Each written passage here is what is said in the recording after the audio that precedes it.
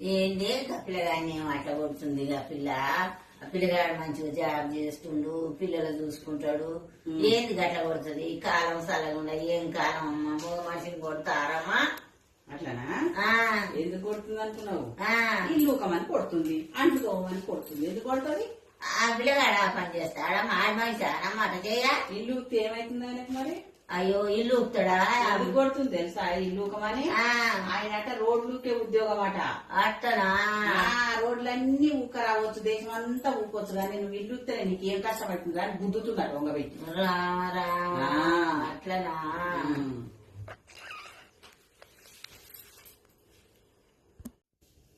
పిల్లగాడేమో రుక్ష దొరుకుని పోతుండేమే, వెనకంగా పెడమేమో ఊరికే మాట్లాడుకుంటా పోతుంది.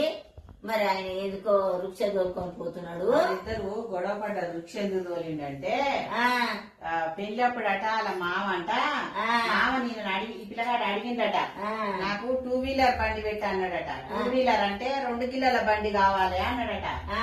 ఆహా 2 వీలర్ ఏం కర్మా, 3 వీలరే పెడతా అని 3 కిలోల బండి రిక్ష కొనిచ్చిండట. అయ్యో నారాయణకు రిక్ష కొనిస్తే మీ నాయన 2 వీలర్ పెట్టమంటే రిక్షా కొనిస్తాడా?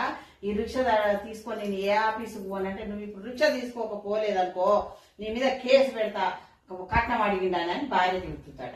అట్టనా? గట్ల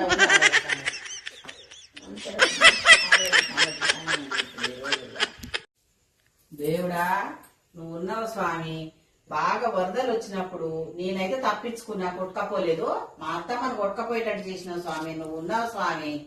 భగవంతుడా ఎక్కడున్నావు దేవుడా? వెనక దిగి చూడమ్మా, ఏడిపోయినా అనుకున్నావే నేను ఏడిపోయినా వరద తగ్గినాక వెళ్ళి వచ్చిందే. నేనే అడిగిపోయిందే, నేనే అడిగిపోలే. వచ్చినామా నీ సంగతి చెప్తారే ఇంటికి వచ్చినాక.